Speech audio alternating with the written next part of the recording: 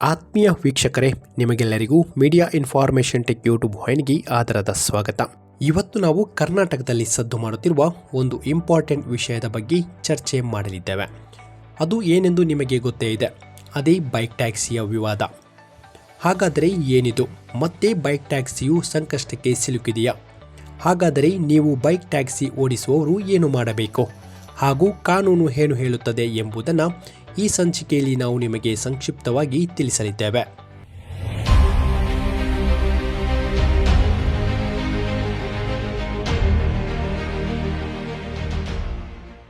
ಹೌದು ಸ್ನೇಹಿತರೆ, ಕರ್ನಾಟಕದಲ್ಲಿ ಮತ್ತೆ ಬೈಕ್ ಟ್ಯಾಕ್ಸಿಗಳು ಸಂಕಷ್ಟಕ್ಕೆ ಸಿಲುಕಿಕೊಂಡಿವೆ.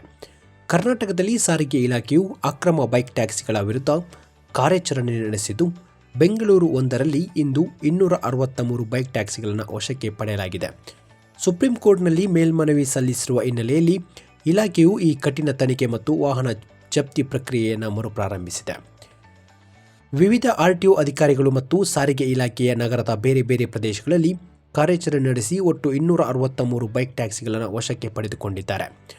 ನಿಯಮ ಉಲ್ಲಂಘನೆ ಬೈಕ್ ಟ್ಯಾಕ್ಸಿ ಓಡಿಸುತ್ತಿರುವ ಸವಾರರು ಚಾಲನೆ ಪರವಾನಗಿ ಹಾಗೂ ವಾಹನ ಆರ್ಸಿ ರದ್ದುಗೊಳಿಸುವುದಾಗಿ ಇಲಾಖೆ ಎಚ್ಚರಿಕೆ ನೀಡಿದೆ. ಹೈಕೋರ್ಟ್ ಆದೇಶದ ವಿರುದ್ಧ ರಾಜ್ಯ ಸರ್ಕಾರವು ಸುಪ್ರೀಂ ಕೋರ್ಟ್ನಲ್ಲಿ ಮೇಲ್ಮನವಿ ಹೂಡಿರುವ ಕಾರಣದಿಂದಾಗಿ ಈ ಜಪ್ತಿ ಕಾರ್ಯಾಚರಣೆಯನ್ನು ಮತ್ತೆ ಚುರುಕುಗೊಳಿಸಲಾಗಿದೆ ಎಂಬುದಾಗಿ ಆರ್ಟಿಒ ಅಧಿಕಾರಿಗಳು ತಿಳಿಸಿರುತ್ತಾರೆ.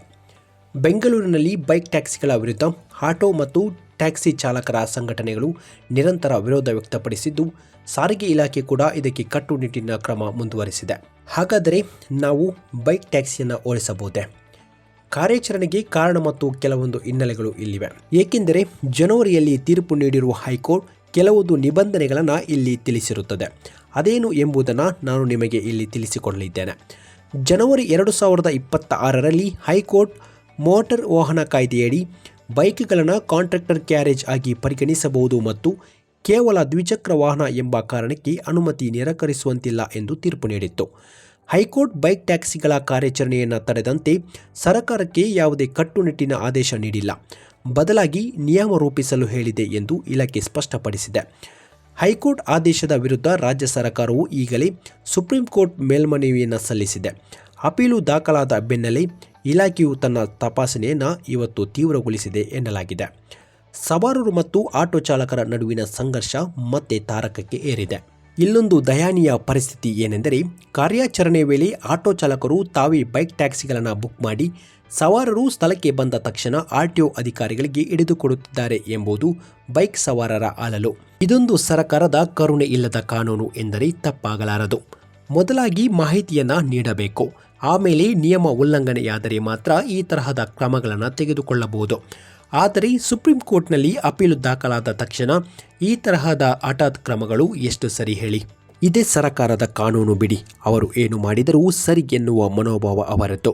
ಆದರೆ ಇಲ್ಲಿ ಕಷ್ಟಕ್ಕೆ ಸಿಲುಕಿಕೊಂಡವರು ಮಾತ್ರ ಪಾಪ ಈ ಬೈಕ್ ಟ್ಯಾಕ್ಸಿ ಚಾಲಕರು. ಕೆಲವರು ದಿನದ ಪೂರ್ತಿ ಸಮಯವನ್ನು ಬೈಕ್ ಟ್ಯಾಕ್ಸಿ ಓಡಿಸಿಕೊಂಡು ಜೀವನ ನಡೆಸುತ್ತಿದ್ದಾರೆ. ಬೈಕ್ ಟ್ಯಾಕ್ಸಿ ಚಾಲಕರೇ, ಭಯಬೇಡ. ಆದರೆ ಈಗ ನಿಮ್ಮ ಬೈಕ್ ಸೀಸ್ ಆಗಿದ್ದರೆ ನಿಮ್ಮ ಬೈಕಿಗೆ ಸಂಬಂಧಪಟ್ಟ ದಾಖಲೆಯನ್ನು ತೆಗೆದುಕೊಂಡು ಸಂಬಂಧಪಟ್ಟ ಆರ್ಟಿಒ ಕಚೇರಿಗೆ ಭೇಟಿ ನೀಡಿ. ಇಲ್ಲವಾದರೆ ಕೋರ್ಟ್ ಮುಖಾಂತರ ನಿಮ್ಮ ಅಪೀಲನ್ನು ಸಲ್ಲಿಸಬಹುದು. ಏಕೆಂದರೆ ಕೋರ್ಟ್ ಇದನ್ನು ಕಾನೂನು ಬಾಹಿರ ಎಂದು ಎಲ್ಲೂ ತಿಳಿಸಿಲ್ಲ. ಆದರೆ ನಾಳೆಯಿಂದ ಬೈಕ್ ಟ್ಯಾಕ್ಸಿಯನ್ನು ಓಡಿಸದೇ ಇರುವುದು ಉತ್ತಮ. ಯಾರ ಬಾಯಿಗೆ ಉಚಿತವಾದ ತುತ್ತನ್ನು ನೀವು ನೀಡಬೇಡಿ. ನಿಮ್ಮ ಅಮೂಲ್ಯವಾದ ಹಣವನ್ನು ಯಾವುದೋ ಹುಂಡಿಗೆ ಹೋಗಿ ಹಾಕಬೇಡಿ. ಸ್ವಲ್ಪ ಸಮಯದವರೆಗೆ ಬೇರೆ ಯಾವುದೋ ಕೆಲಸದ ಕಡೆ ಗಮನ ಹರಿಸಿ.